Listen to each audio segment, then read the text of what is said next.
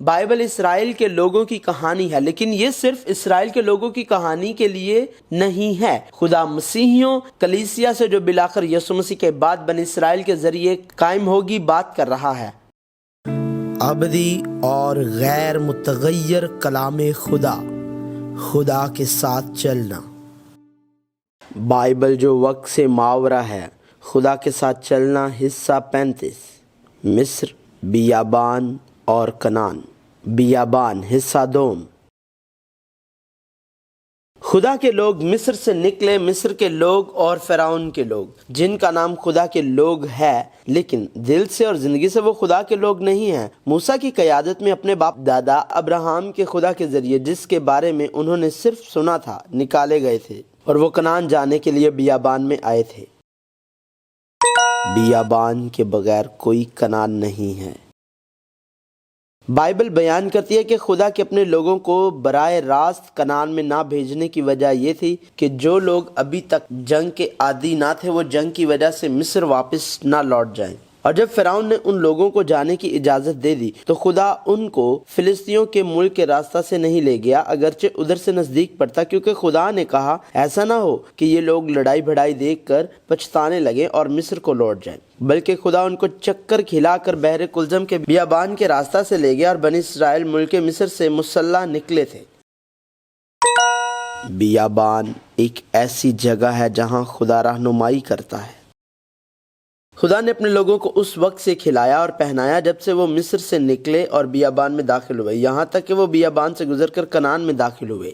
اور بنی اسرائیل جب تک آباد ملک میں نہ آئے، یعنی 40 برس تک من کھاتے رہے، الغرض جب تک وہ ملک کنعان کی حدود تک نہ آئے من کھاتے رہے، اور دوسرے ہی دن سے ان کے اس ملک کے پرانے اناج کے کھانے کے بعد من موقوف ہو گیا اور آگے پھر بنی اسرائیل کو من کبھی نہ ملا، لیکن اس سال انہوں نے ملک کنعان کی پیداوار کھائی۔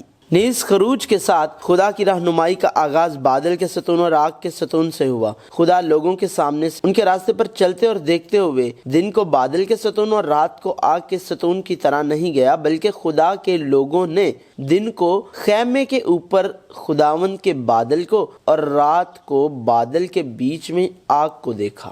بادل اور آگ کا ستون روح القدس کا، جو خدا کے نجات یافتہ لوگوں کے پاس آتا ہے، قیام کے کام کا حوالہ دیتے ہیں۔ اور بنی اسرائیل کے سارے سفر میں یہ ہوتا رہا کہ جب وہ ابر مسکن کے اوپر سے اٹھ جاتا تو وہ آگے بڑھتے، پر اگر وہ ابر نہ اٹھتا تو وہ اس دن تک سفر نہیں کرتے تھے جب تک اٹھ نہ جاتا، کیونکہ خداوند کا ابر اسرائیل کے سارے گھرانے کے سامنے اور ان کے سارے سفر میں دن کے وقت تو مسکن کے اوپر ٹھہرا رہتا اور رات کو اس میں آگ رہتی تھی۔ تو بھی تو نے اپنی گناہگو رحمتوں سے ان کو بیابان میں چھوڑ نہ دیا، جن کو بادل کا ستون ان کے اوپر سے دور نہ ہوا تاکہ راستہ میں ان کی رہنمائی کرے، اور نہ رات کو آگ کا ستون دور ہوا تاکہ وہ ان کو روشنی اور راستہ دکھائے جس سے ان کو چلنا تھا۔ بیابان ایک ایسی جگہ ہے جہاں جنگ ختم نہیں ہوتی۔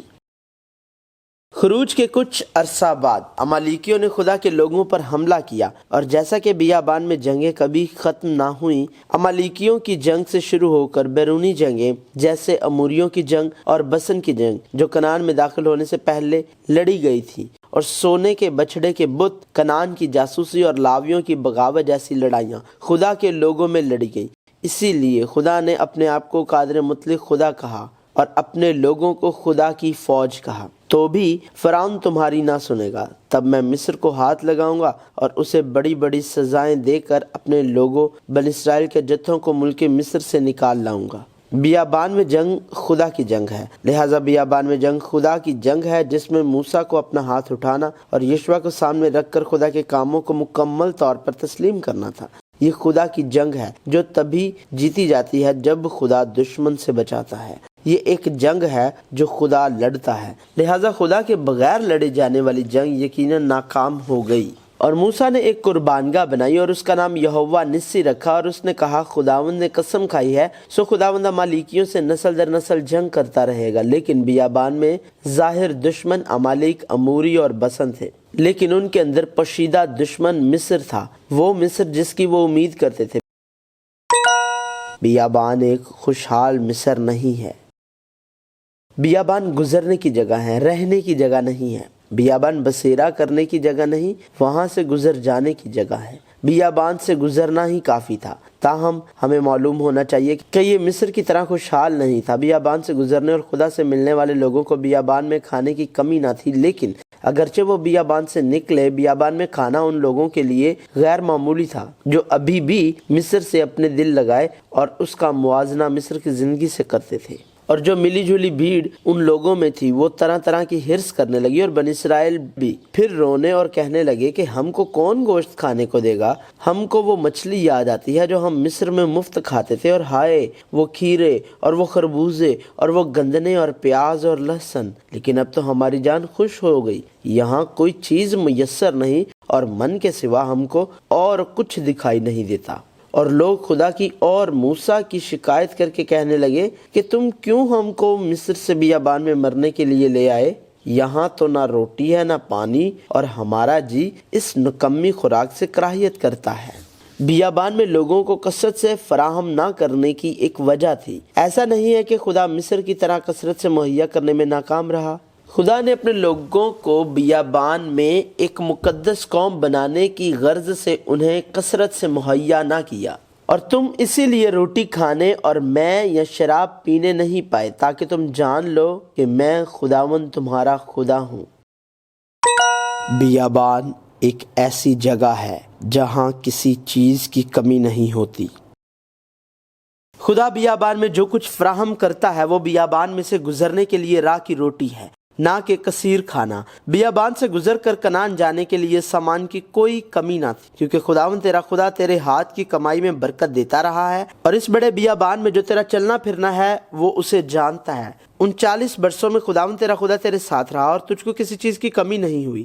ان 40 برسوں میں نہ تو تیرے تن پر تیرے کپڑے پرانے ہوئے اور نہ تیرے پاؤں سوجے، اور میں 40 برس بیابان میں تم کو لیے پھرا، اور نہ تمہارے تن کے کپڑے پرانے ہوئے اور نہ تیرے پاؤں کی جوتی پرانی ہوئی۔ بیابان امتحان پاس کرنے کی جگہ ہے۔ بیابان آزمائش کی جگہ ہے۔ خروج کے پورے عمل میں خدا کے لوگوں نے کچھ نہ کیا، لیکن بیابان میں انہیں ایک انتخاب کرنا تھا۔ تب خداوند نے موسیٰ سے کہا، میں آسمان سے تم لوگوں کے لیے روٹیاں برساؤں گا۔ سو یہ لوگ نکل کر فقط ایک ایک دن کا حصہ ہر روز بٹور لیا کرے، کہ اس سے میں ان کی آزمائش کروں گا کہ وہ میری شریعت پر چلیں گے یا نہیں۔ موسیٰ نے لوگوں سے کہا کہ تم ڈرو مت، کیونکہ خدا اس لیے آیا ہے کہ تمہارا امتحان کرے اور تم کو اس کا خوف ہو، تاکہ تم گناہ نہ کرو۔ خدا کے امتحان میں کامیاب ہونے کے لیے خدا کے لوگوں کو کبھی بھی بڑبڑاہٹ اور غصہ نہیں کرنا چاہیے۔ وہ بحر کلزم کو عبور کرنے سے پہلے بڑبڑائے اور خروج کے ٹھیک 1 ماہ بعد واپس مڑ گئے۔ انہوں نے خیمہ اجتماع میں شکایت کی، لیکن خدا سن رہا تھا۔ خدا نے ان کی شکایات سنی اور ان پر عمل کیا۔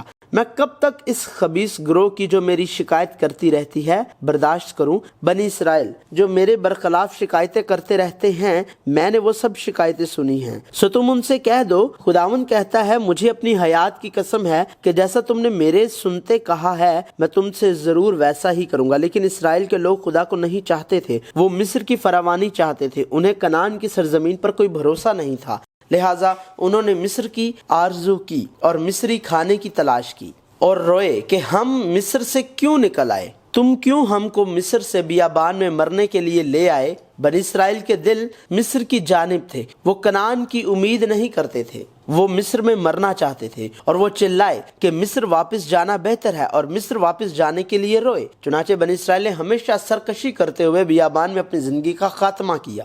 بیابان مصر نہیں ہے، اب انہیں مصر سے لائے گئے زیورات کو نکال کر پھینکنا چاہیے۔ یہ وہ جگہ ہے جہاں انہیں چناؤ کرنا ہے، خواہ وہ خدا کے ساتھ چلے یا دنیا کے ساتھ۔ اور تو اس سارے طریق کو یاد رکھنا جس پر ان 40 برسوں میں خداوند تیرے خدا نے تجھ کو اس بیابان میں چلایا، تاکہ وہ تجھ کو عاجز کر کے آزمائے اور تیرے دل کی بات دریافت کرے کہ تو اس کے حکموں کو مانے گا یا نہیں۔ اور اس نے تجھ کو عاجز کیا بھی اور تجھ کو بھوکا ہونے دیا، اور وہ من جسے نہ تو نہ تیرے باپ دادا جانتے تھے تجھ کو کھلایا، تاکہ تجھ کو سکھائے کہ انسان صرف روٹی ہی سے جیتا نہیں رہتا، بلکہ ہر بات سے جو خداوند کے منہ سے نکلتی ہے وہ جیتا رہتا ہے۔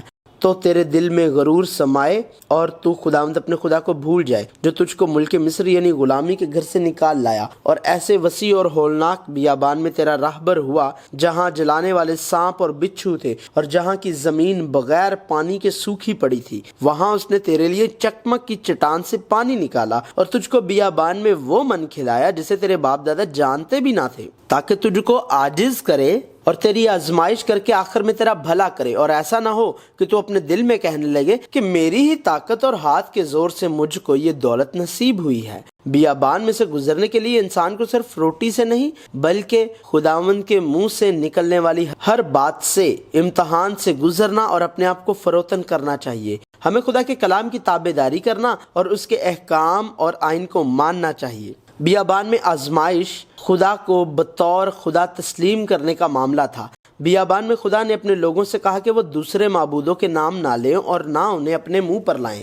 اسرائیل کو خدا کی آزمائش نہیں کرنی چاہیے تھی، لیکن اس کے بجائے خدا کو آزمایا۔ انہوں نے ہمیشہ خدا کے خلاف بغاوت کی۔ اسرائیل کے بیابان کا نتیجہ۔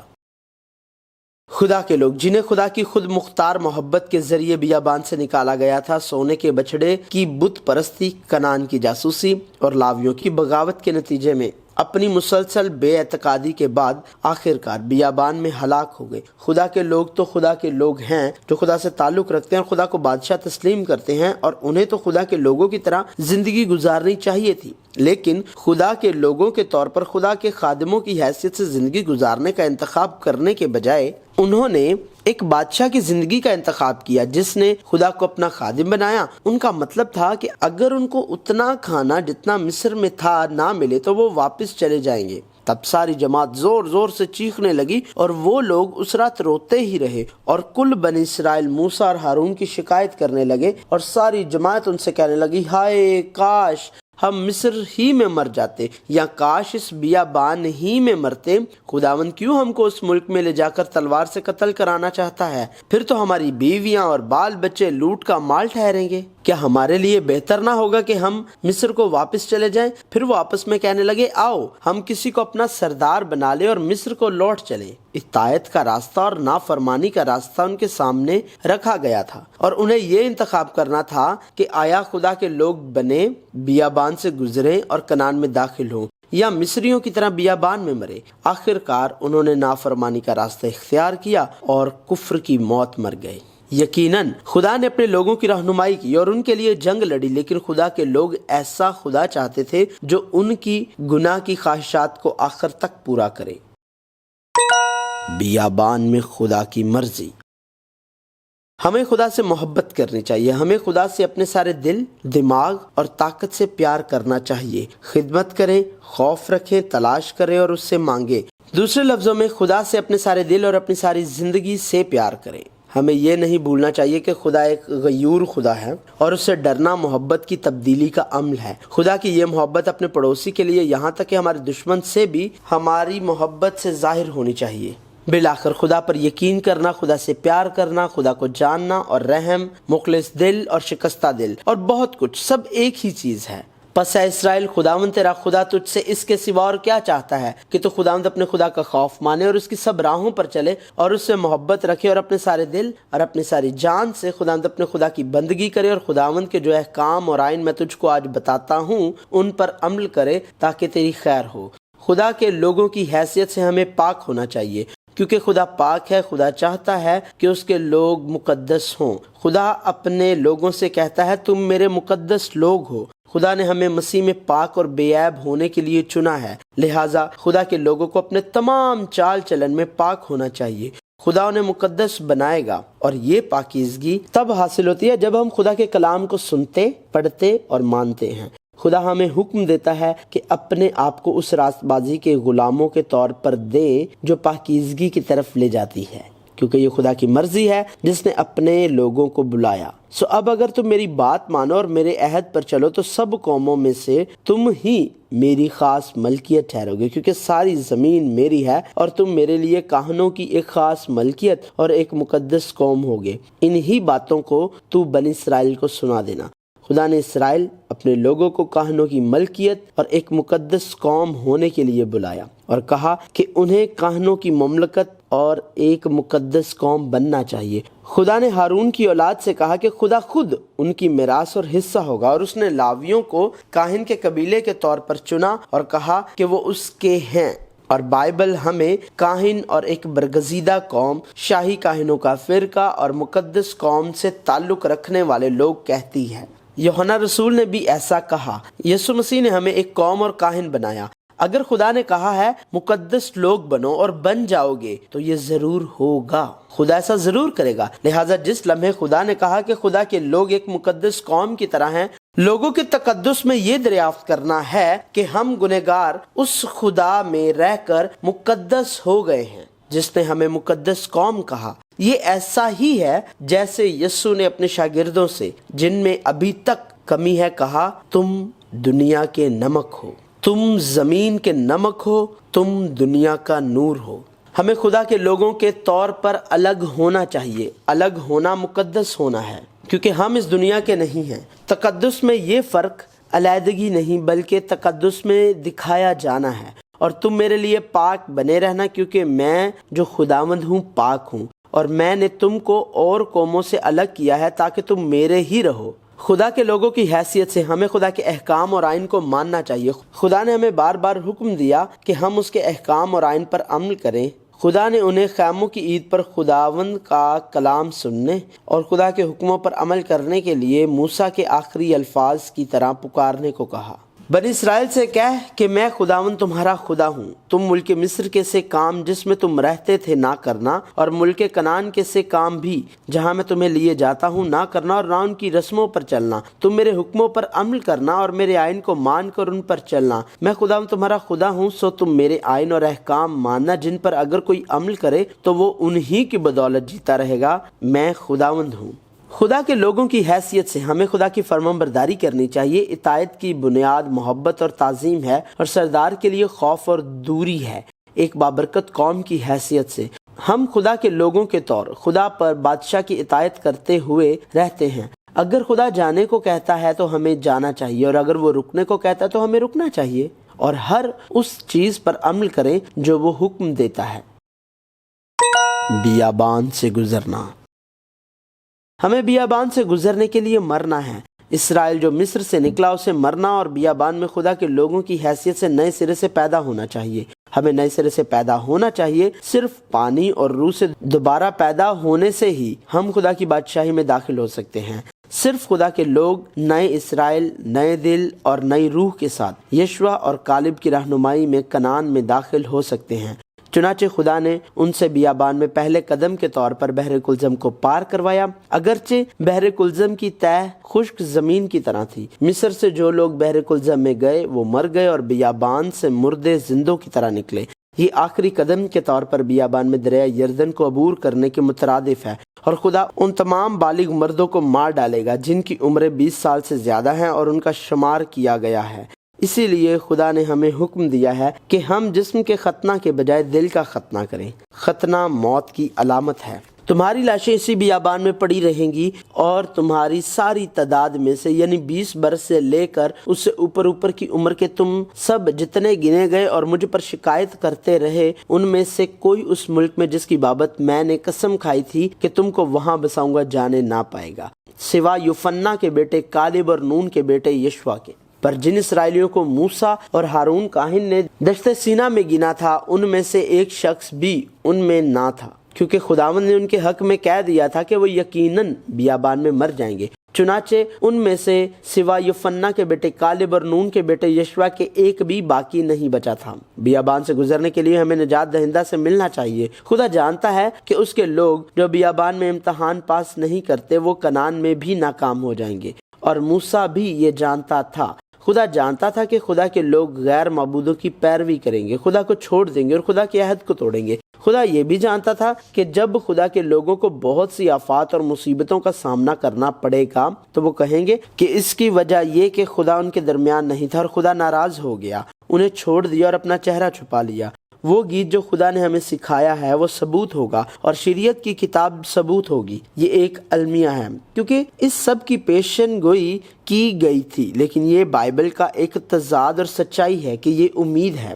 یہ خاص طور پر اس لیے ہے کہ وہ ناممکن حالات میں اپنے لیے ایک نجات دہندہ کی ضرورت محسوس کرتے ہیں۔ لہٰذا خدا ان تمام حقائق کو جانتے ہوئے گنہگار لوگوں کے لیے امید ہے، کیونکہ خدا قادر مطلق ہے، ہمیں امید ہے۔ اگر خدا ہمارے انتخاب کو نہیں جانتا اور ہماری زندگی کے ثمرات نہیں جانتا تو ہمیں اپنے اعمال کے بارے میں فکر مند ہونا اور ہر بار نئے منصوبے بنانا ہے۔ لہٰذا ہمیں جلد از جلد دوسرا خدا تلاش کرنا چاہیے، لیکن یہ کہنے کے مترادف نہیں ہے کہ خدا سب کچھ جانتا ہے اور اس نے ہم سے گناہ کروایا ہے۔